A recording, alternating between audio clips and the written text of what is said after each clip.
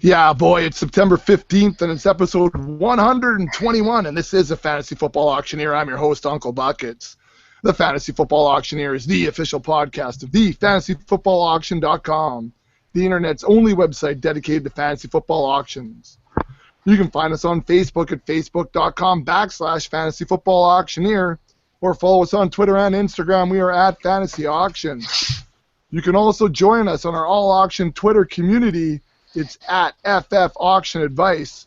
You can connect with auction players from all over the Twitter sphere. We've got a great show for you tonight. Tonight, we're going to get you ready for all things that are week 2 of the NFL season. We're going to talk news, waiver wire, and lineups. But, of course, our experts, they're always here.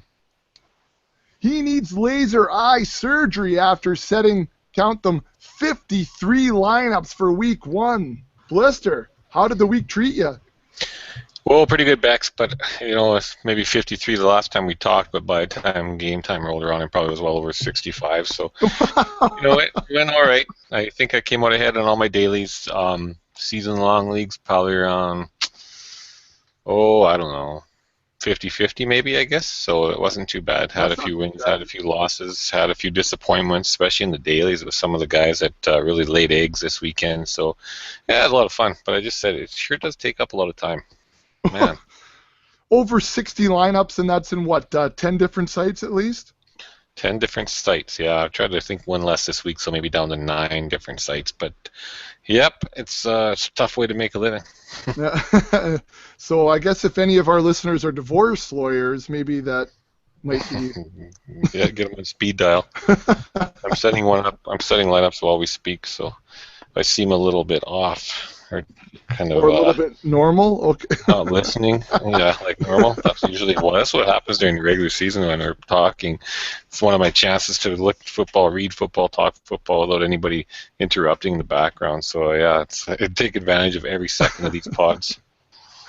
All right, and so speaking of large numbers, he's almost finished counting all the points he scored with the Dynasty team this week. Hey, Slim, you had a lot of points left on the bench too, hey? Yeah, there was a couple. I know Carson Palmer, could have had him in there.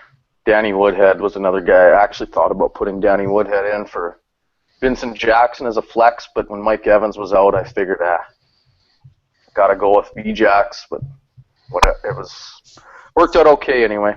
Yeah, well, I mean, it was the right call probably, right? But hindsight's always... You always like to hindsight, you bet, when no matter what, whether it's win or loss, you're always trying to optimize lineups. But all right. Well, so you didn't have 60 plus lineups to set though, hey? No, I probably had divided by 6. Probably was around there. Yeah, I think that's about where I was too. You try to hit on the dailies too with that contrarian play, right? Where it's like no one else is going to pick it and mine poop the proverbial bed. So that didn't help. But doubled my money in one and for in the other. I only played 2 dailies, so I only played 2, not the 50 or whatever Blister was playing this week. I had A-Rob in every lineup for a while. And thankfully, the day of the game, I switched about half of them. Tweaked it just slightly, and thank God. He screwed me over bad. Too bad. I mean, what a jerk. What a jerk. I think he probably screwed over a lot of guys in DFS last week. I'm sure. By the sounds of it, anyway. But yeah. Even Devontae Adams, too. Plug. Yeah. Mm-hmm.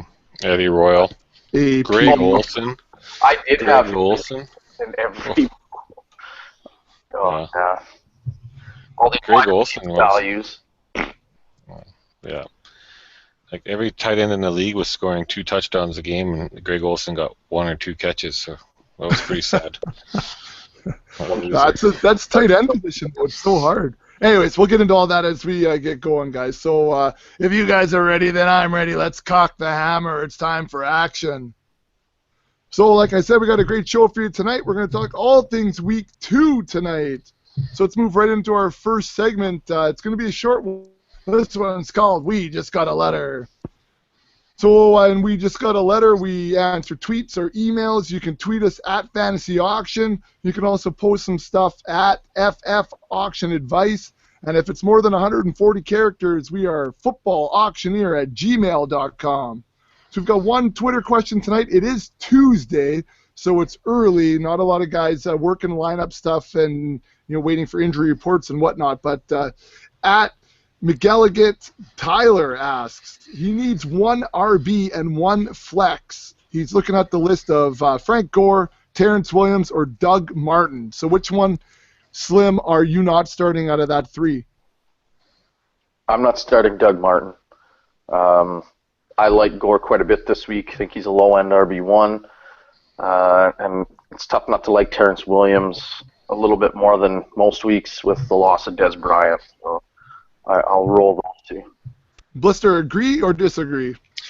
I was going to sit Gore. I just don't know if the old fella's got it. Dougie Martin was having a good preseason. He kind of laid an egg for us yesterday or on the weekend, too. He didn't even hit 9 points. So I think he can bounce back a bit. They're going into New Orleans, not known for their tough defense yet. And I think I would give Dougie another chance this week. All right, definitely Terrence Williams. Definitely Terrence Williams got to play. Yeah. Thanks for trading him to me. Yeah, hey, you're welcome. You're a good man. Hey, well, hey, you always said I didn't trade you all my good players, and that's right. and there you go. But speaking of laying an egg, that San Francisco and Vikings game last night, Slim? Oh.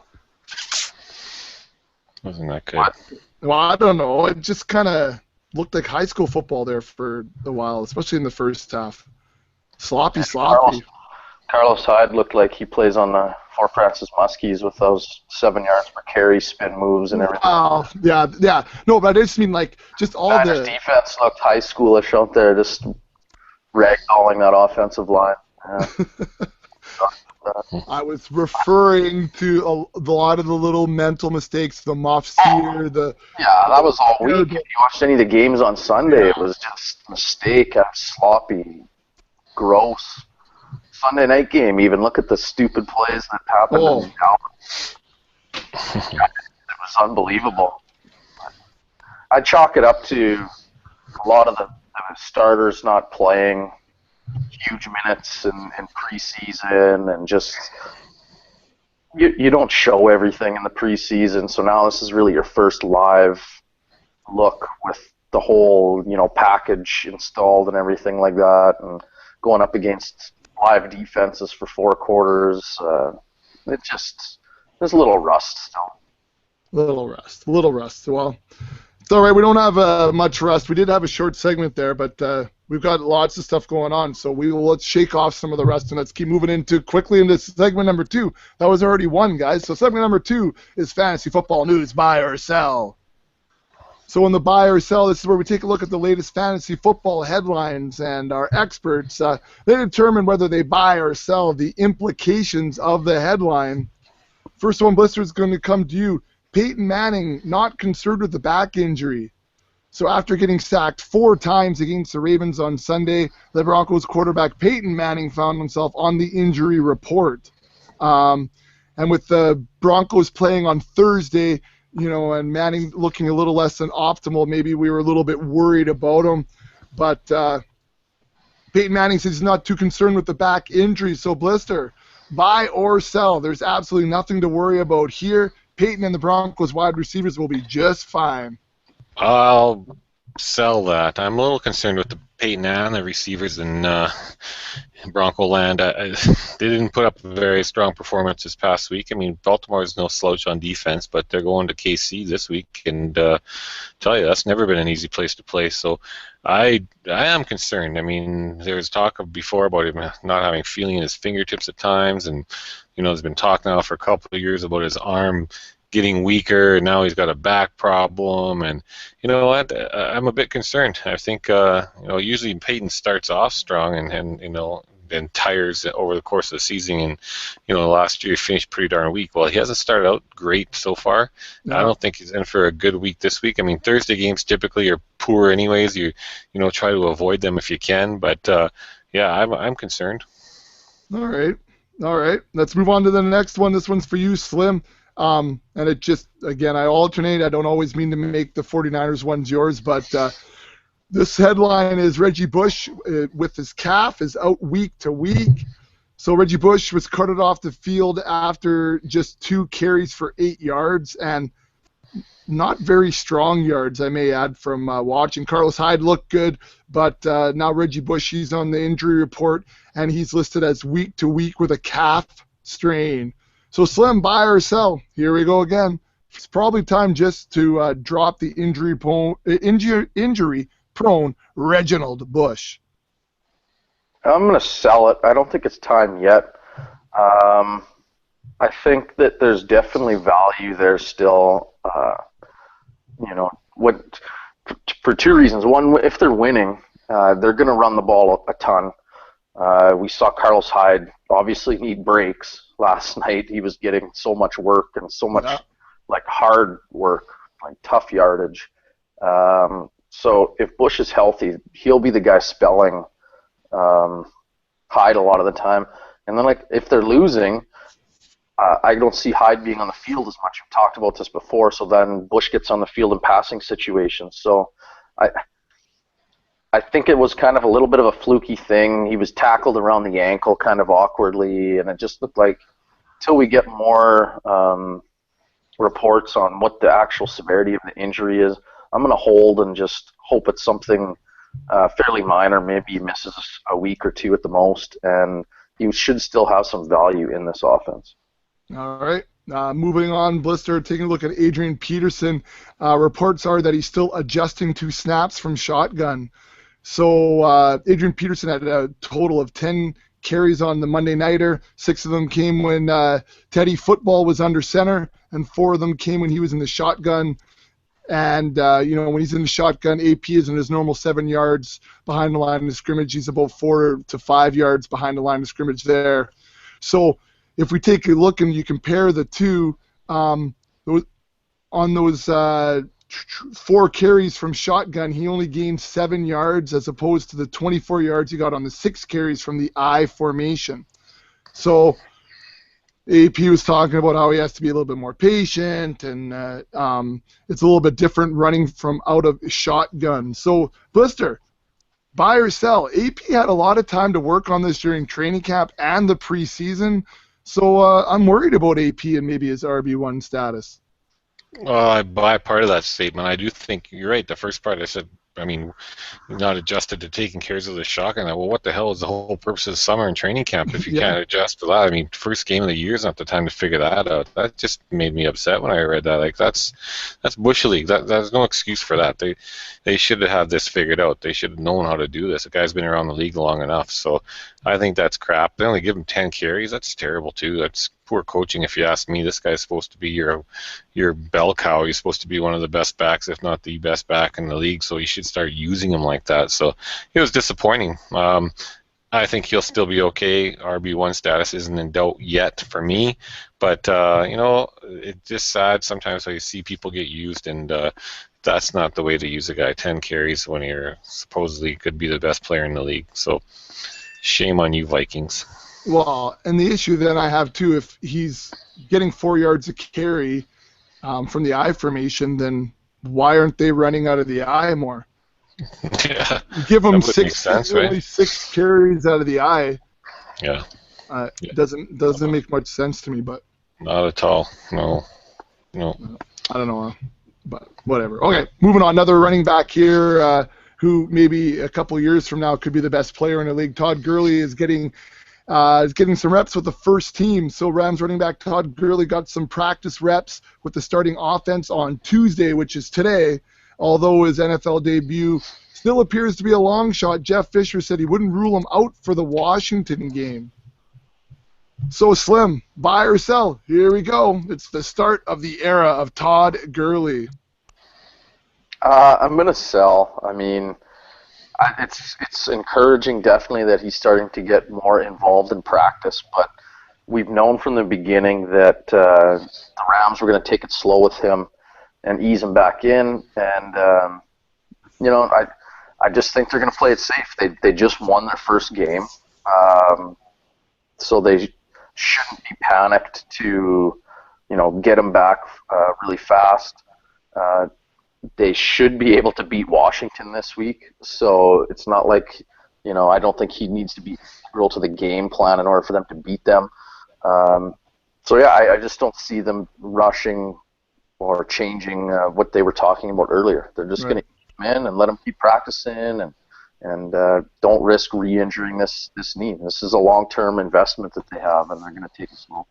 And I mean, it's come up week in and week out, and it just always seems to fall to you, Slim. But I mean, that's what you've been saying for weeks, right? They're going to take it slow. They're going to take it slow, and so we shouldn't be surprised by any of this, especially if they do continue to take it slow. It just doesn't make sense not to, in my opinion. I don't see why. I mean, Trey Mason didn't play last week, but he's serviceable. Benny Cunningham has shown to be serviceable. Their defense is very serviceable and keeps them in games. So it's, they're a team that to me is built to withstand this loss. Definitely that makes them a better team, I think, when he comes back, or at least it looks like it will. But like I said, in my opinion, it just doesn't make any sense for them to ever rush this back. All right. Let's move on to the next one. Blister, this one's coming to you. Sam Bradford is quote-unquote fine after a mysterious X-ray. So Sam Bradford doesn't want Eagles fans to worry about the fact that he underwent X-rays right after the team's loss to the Falcons on Monday night.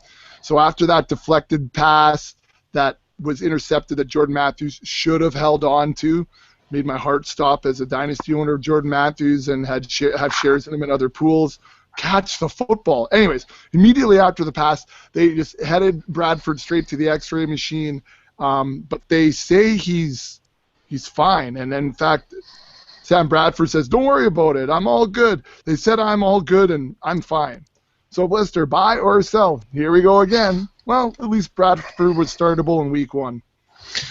Well, I kind of buy that. I mean, he has a history of being injured a lot. I hope he's still okay for the next week coming up here. But yeah, that's his thing. He gets hurt. It's not that he wants to get hurt, but he does quite often. And I think if you have our Sam Bradford older, you kind of have your finger on the waiver wire button for Sanchez, ready to grab him as quickly as you possibly can if you haven't picked him up already. And Sanchez can do the job if he gets in there anyway, so I'm not too worried about that. Whoever's quarterbacking that offense, I think they can produce fantasy points for you, fairly consistency. But yeah, it's sad to see, some of that. They didn't look too sharp at the start of that game either. They weren't really humming along too good, and it took a long time before Matthews felt like he got really involved all that much. But I think every owner that bought Sam Bradford did so knowing that they had to be ready to hit the waiver wire at some point. So I'm not too panicking on that one. It's just kind of something, part of the game, I guess, part of what you expected, part of the package. Part of the package. All right, Slim, coming to you. Des Bryant refutes the 8 to 12-week timetable on his broken foot. So Des Bryant suffered the broken foot on Sunday's win over the Giants. Initially, they were thinking it was going to be 4 to 6 weeks. He had surgery on Monday, and on that same day, Mort from ESPN said that it could take as long as 8 weeks. And then Adam Schefter then speaks to the doctor and says that the 4 to 6 weeks was an aggressive time frame, and it's more likely that Dez's recovery could be 8 to 12 weeks. So Slim, buy or sell? Dez, he'll be back in 8 weeks. Or less than 8 weeks, sorry. Less than 8, I'll sell that. I feel like 8 seems for me to be the realistic timetable for them. I don't know. I just don't like that there's all these other reports that are coming out after the fact of how it's extending and making this time frame longer. I mean, right now, this is just a guess on my part. Obviously, I've read the same things everyone else has read, and he just had surgery yesterday. So until he gets, it's obviously something you're going to monitor as a Des Bryant owner, and even a Terrence Williams or Cole Beasley owner, even, or Jason Witten owner. So once he gets out practicing a little bit and we can learn a little bit more, we're just more or less guessing. So I think you got to just figure it's going to be 8 and hope for the best now if you're a Des Bryant owner. All right, staying with the injuries and wide receivers, Blister, coming to you. Deshaun Jackson is out with a hamstring and could miss 3 to 4 weeks. So after missing the entire preseason with a grade 2 separated shoulder, Deshaun Jackson pulled up with a hamstring strain. Now, he had an MRI on Monday, but the team hasn't announced any results from that scan yet. So, Blister, buy or sell. With D-Jax out, it is a bonjour garçon as a high-end wide receiver too, once again, like he used to be. Well, I think he's got a very good chance of that for sure. I mean, that Washington team is a bit of a mess, and chances are they're going to be trailing more games than not, so they're going to have to fling the ball a lot, whether it's garbage time points or whatever it is. Garcon has an opportunity to rack up some catches and make an impact. They got to have somebody other than Jordan Reed, because once Jordan Reed gets hurt within the next couple of weeks, they'll be down to Garcon. Alfie Morris won't catch the ball, so maybe Matt Jones comes in and starts catching a lot of the backfield. But yeah, Garcon has a great opportunity here to a guy you might have bought for $1 in your auction now could suddenly be producing for you here in week 2 already. So that's a good thing for Garcon. There's guys that had the I guess patience to stick with him for another year, or just came out of the closet and didn't know that he was such a bust last year. So either way, they're getting the reward now. They're getting the reward. Yeah, there you go. So and the last injury here we're going to talk about, Slim, coming to you. Andre Ellington is out with the PCL, the posterior cruciate ligament. He's got a grade 1 PCL strain. Could be out for 2 to 3 weeks. And just yet another situation here where Andre Ellington's getting banged up. He's dealt with the foot, core muscle injuries from last year. So some buy or sell. Now I'm wondering, did I miss out on something here? It's all about Cobb now that RB2. Sorry, what? It's all about Cobb. He's an RB2 with Andre out. David Cobb from Tennessee, you mean? Or? Well, then just change it. I was making it fast. Cripes, you don't have to throw me under the bus in front of the 4 people that listen to us. I didn't know what you were talking about, so I sat there thinking, okay, he'll catch it when he... yeah, and I didn't. I'm wound up. Okay. It's all about Chris Johnson then. I'm just kidding. Come on. David Johnson, go. Is it all about Chris Johnson then? It's all about 2K. David Johnson or Chris Johnson? David Johnson. David Johnson, okay. Yes. No, it's not all about David Johnson, so I'll sell that. I think, honestly, based on what we've seen, it looks like Chris Johnson's going to have a considerable role here with this injury. Yeah, I find it hard to believe. I mean, I'm hoping David Johnson earned a couple extra touches with that touchdown that he scored, but they still used Chris Johnson, so I have to sell it until we see a little bit more out of David, and hopefully he can prove himself to Bruce Arians. I don't know, maybe one of the biggest things is pass protection or something like that, but I don't know. I didn't think he looked awful last week, so I'm hoping he can, if you're a David Johnson owner, you're hoping he can emerge a little bit more, and if you're not, he's a guy you might want to be targeting this week on your waiver wire. All right, nice segue. Let's move into segment number 4. This one's called Live Wire. So in Live Wire, we take a look at waiver wire claims that you should be making this week and talk about the fab dollars that you should be spending possibly on that claim. So, Blister, why don't we start with you, because we last heard from Slim, and we last heard the bus rolling over me in that last one. So, Blister, let's go to you. Who's someone that you're targeting on the waiver this week? Well, I guess Carlos Williams is the guy you want to look at in Buffalo. They dumped Bryce Brown today, so there's one less back to compete with. And, McCoy hasn't been looking too good, really, like nothing too special so far. So kind of like Carlos Williams, a rookie, I mean, he was pretty electric when he did touch the ball, so keep an eye out for him if he's available in your waiver wire. I see a $40 tag beside him. I guess it depends what your budget is, $100 or $1,000, but a guy like, for me, I need running backs usually all the time, so I go out and put some money on them and see what you can get. $40 out of $1,000 is not too bad. 40 out of 100 is pretty high, I'd say. All right, Slim, how about you? Anyone you're targeting here heading into week 2? Lance Dunbar's a guy. we know that it's going to be sort of an ugly running back by committee, but to me, he has one of the most unique skill sets of that backfield. We saw it. He was their main pass catcher out of the backfield, which is a nice role to have, especially now that the number one receiver's gone, and they're going to have to try and fill that void in the passing game. So I had it in front of me. I can't remember how many passes he caught. I think 5 or 6. I want to say 6 on Sunday night. Right. So to me, he's a guy, you want to go after for sure. I think if you spend about 5% of your budget, that's a fair price. On that note, there was something interesting I read on Twitter that a guy put on there, and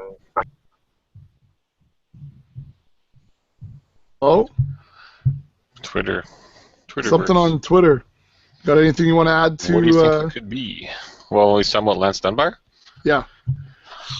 Well, I mean, I think that we got a couple of Cowboys you might want to look at. There's going to be a few guys that spread it around to, take the heat off of just Terrence Williams with Dez being out. We're not sure yet how Terrence Williams can handle the number one rule.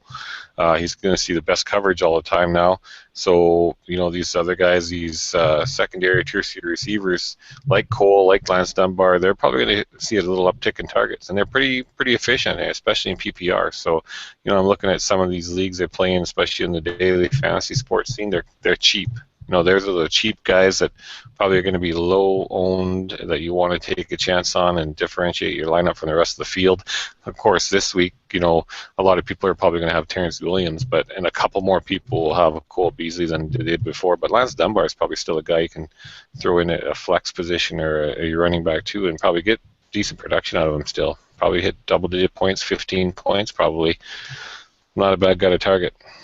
All right, so while we're waiting for him to come back, Blister, who else you got dialed in for week 2? Well, we mentioned Cole Beasley. I won't go into great detail on him either, but like we just said, with these guys and with Dez being out, there's going to be targets to spread around. But Austin Seferian-Jenkins, some people drafted him, some people were hesitant. Second-year tight end in Tampa, had a be down year last year, was banged up pretty bad, but he was probably one of the few bright spots in that Tampa Bay offense this past weekend with a couple touchdowns. So he's a big target. He should be a great red zone presence, and if he's got a good connection with Winston, something he feels confident in, you can expect that rookie quarterback to continue to look his way. So I had him in some leagues. I dropped him early on to pick up running back help or different positions, and I still own him in the dynasty, which is great. I'd like to be able to play him this. So yeah, there's another good player to pick up on your waiver wire. All right, keep going because we don't have Slim back yet.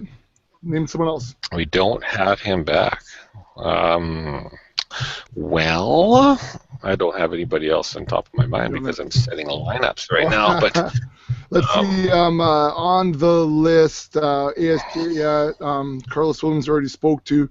Would you be looking at someone like Mariota or something after the lights out? Well, I think when I did my quarterback streaming article many moons ago now, Mariota, the Tennessee Titans, and Jameis Winston of the Bucs, they both had some pretty favorable matchups all year long. Strength of schedule was pretty favorable, so I think that both those guys definitely could produce for you this year. I mean, they outproduced some of your normal, I guess, top 12 quarterbacks that people would have been drafting very heavily this week. So I would definitely keep an eye on both those guys because, like I said, they.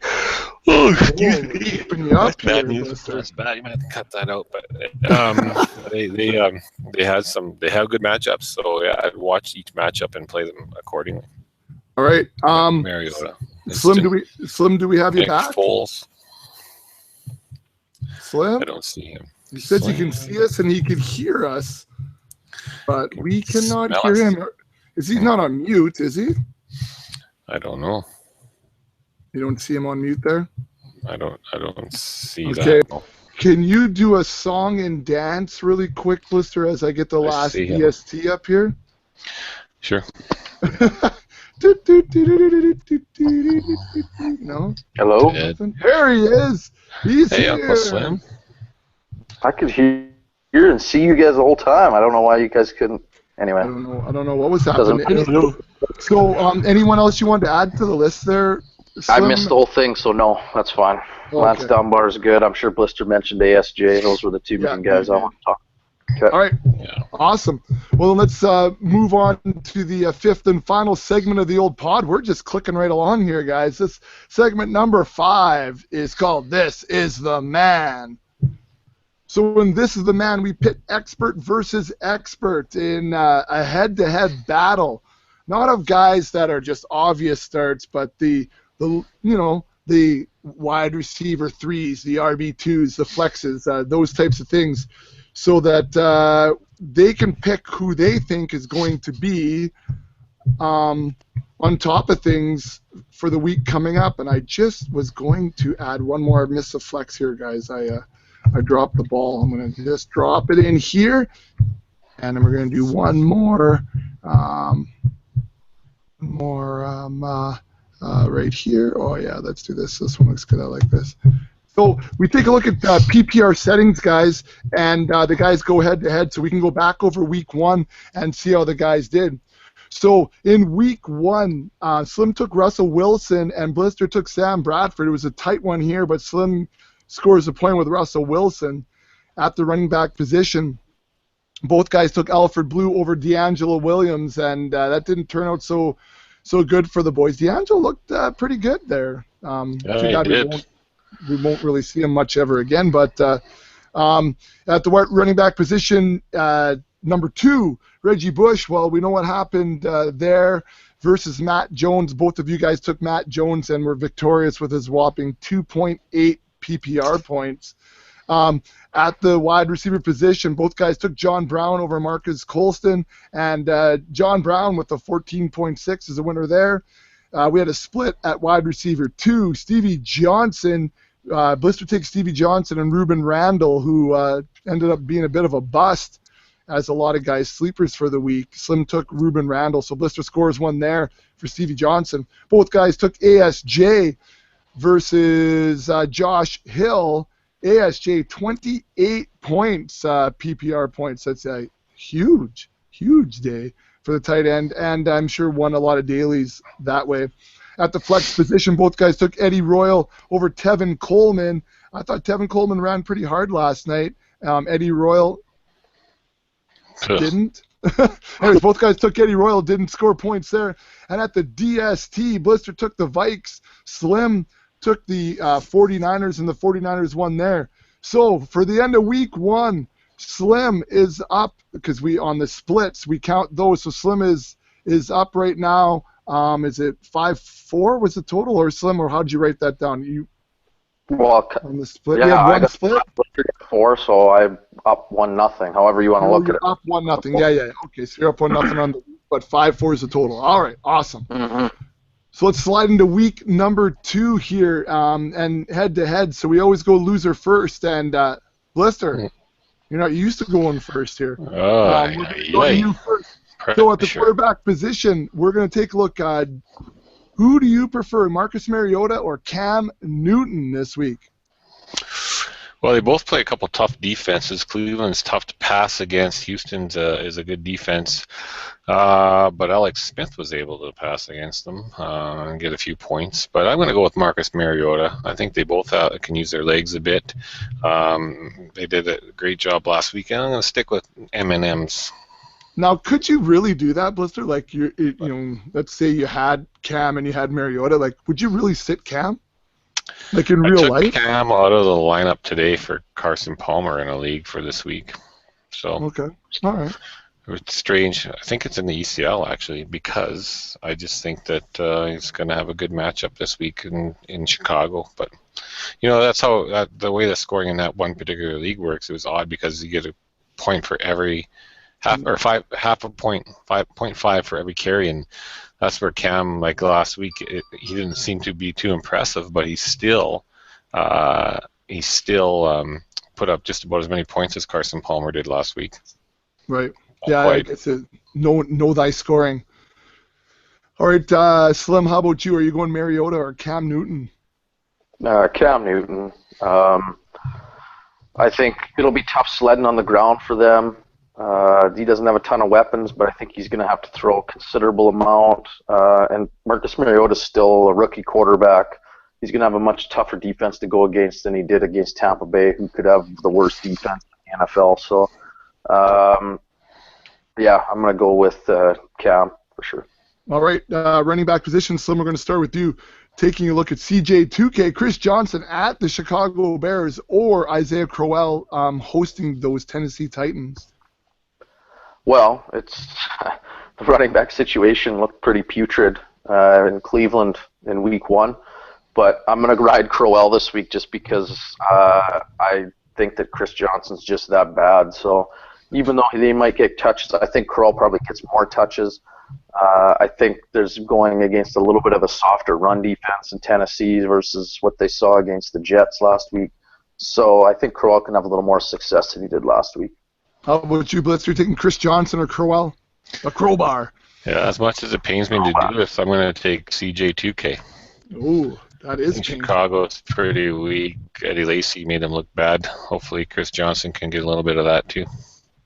Here's what I enjoy. You guys have split the first two. I like it. All right, moving on to the second running back position, a guy who looked good this week on Thursday night, Dion Lewis. This is Blister for you. Dion Lewis or Lance Dunbar, who will be at Philadelphia. Oh, I'm all about Lance this week. He looked good there last week too, but I think with LeGarrette Blount coming back, you're not sure what Dion's role will be. He could still be that third down pass catching back, but I think Lance has got a little better matchup. Could be a little more higher scoring. Okay, Slim, how about you, Dion Lewis or Lance Dunbar? I'm going to go with Dion Lewis. I think his role is pretty clear. He's definitely the third down passing back. He was even with LeGarrette Blount not there. I think it'll be tough sledding against Buffalo on the ground for Blount, so I think Dion Lewis can be involved in the game script quite a bit. And, we saw him catch a lot of passes last week. I don't see why that would change, especially, with how putrid the wide receivers can be. I mean, if Danny Amendola is your number 2 wide receiver, then why can't Dion Lewis be the second leading I shouldn't say third leading, I guess if we count Gronk for sure, but yeah. Can he be the third leading receiver for your team then this week? So, yeah, I'll go with Lewis. And Lewis looked pretty good running the ball. I thought he ran pretty hard. It didn't look like somebody that I had recognized on the field, to be honest with you. I mean, it's funny. He was, I don't know, it's typical New England, finding this guy cast off of a couple teams. I guess, he had athleticism in the past, suffered a few injuries. He's young still. I think he's only like 25 or something like that. But, yeah, it's just another one of the Patriots finding someone from the scrap heap who actually has some talent. Right. That's the scouts doing a good job there. All right, moving on to wide receivers. Let's take a look at Nelson Aguilar hosting the Dallas Cowboys, or Brandon Coleman, who is hosting the Tampa Bay Bucks. So, Slim, this is you. I'm going to go with Brandon Coleman. I didn't think Aguilar looked very good in that Philly offense in Week 1. For whatever reason, I thought he would show a lot better than that. And I like how Brandon Coleman was involved in the red zone. He caught their only passing touchdown. So, I mean, we've talked about it all offseason. Who's going to fill the void Jimmy Graham left? Maybe it's not Coleman all the time, but I think he's got the size that can definitely be involved in the red zone for sure. So I'm going to ride him again this week. All right, Blister, who are you taking on this one? I like Coleman here as well. All right. For all the same reasons, I only assume. Yeah, for sure. All right, so Blister, let's go. Let's stay with you. Actually, let's take a look at the old guy James Jones from the Green Bay Packers, who will be hosting the Seattle Seahawks, or Allen Robinson, who will be hosting the Miami Dolphins. Well, I'm going to go with James Jones again. I know he's got Seattle coming to town, but I think he's got chemistry with Aaron Rodgers. He looks for him in the red zone. He seems to be able to get open, and I just think he has a chance to put up a couple touchdowns. A-Rob disappeared last week, and Miami's a pretty tough defense to play against as well. So I'm a little nervous about that situation there. Slim, you taking JJ or A-Rob? I'm going to give Allen Robinson another shot.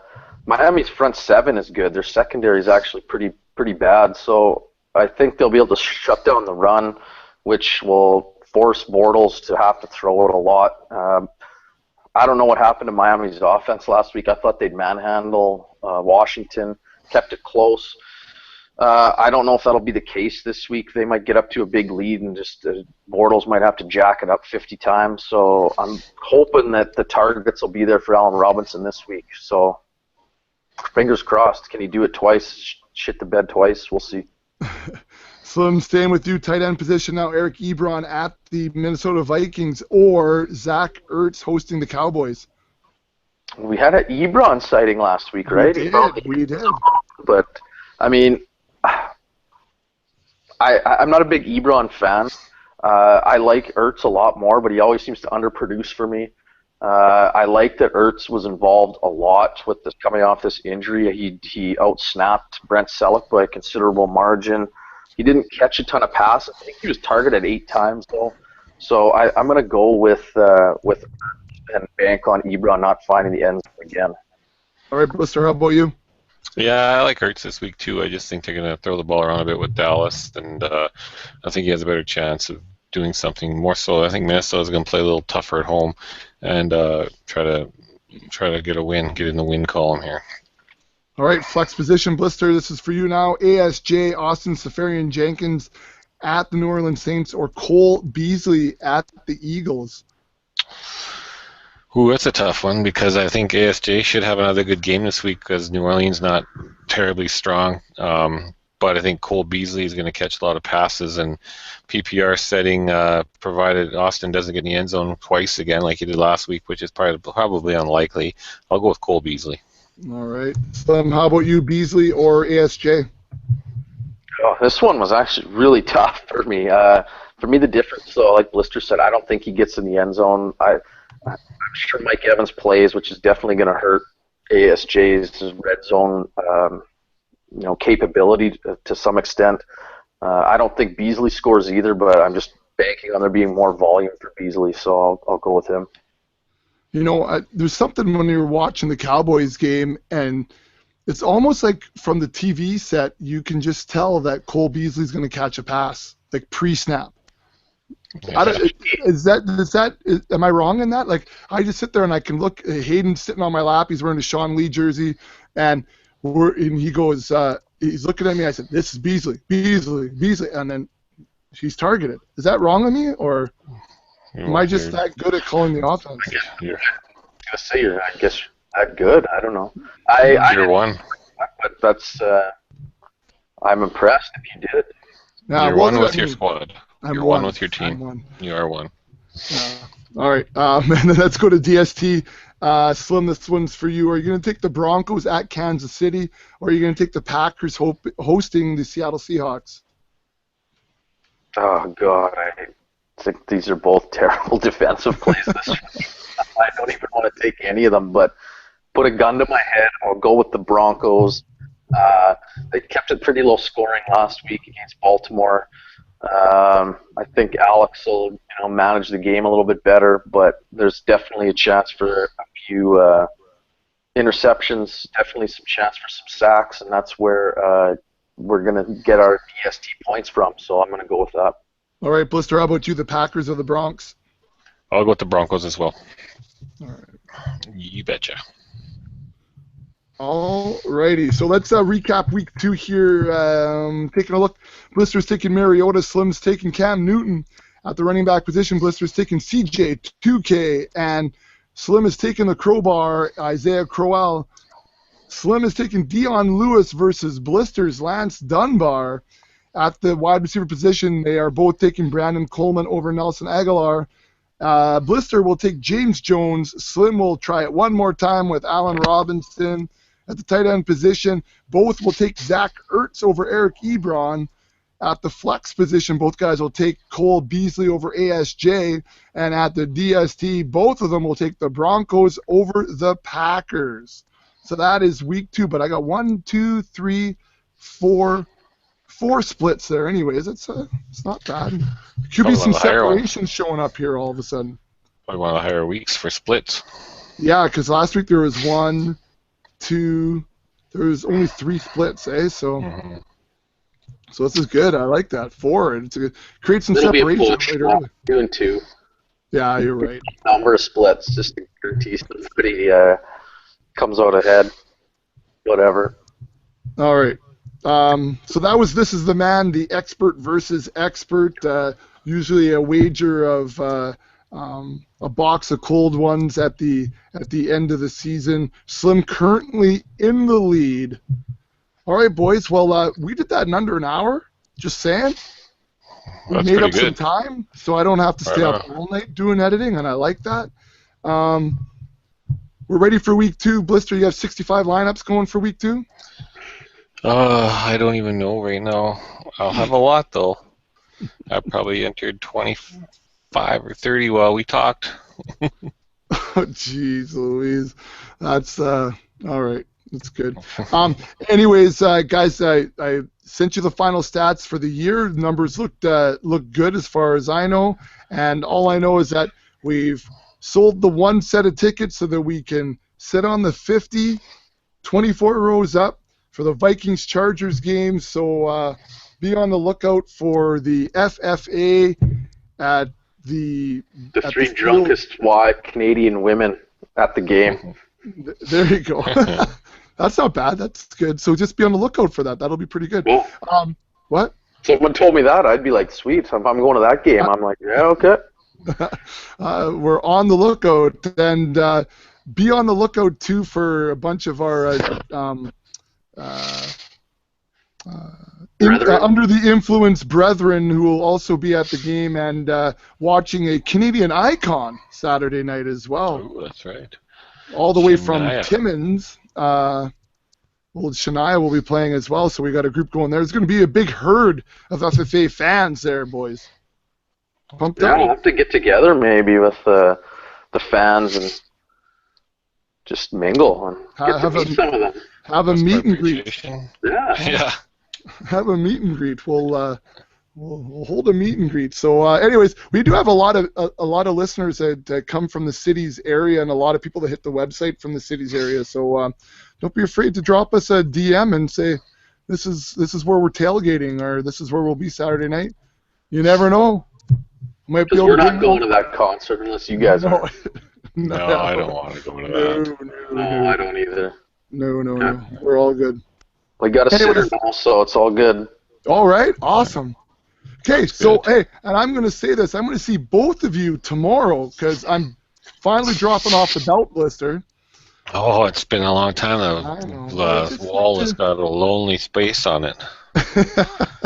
So anyways, I will see both of you tomorrow, and for the rest of you, I'll see you when it's springtime in the Rockies.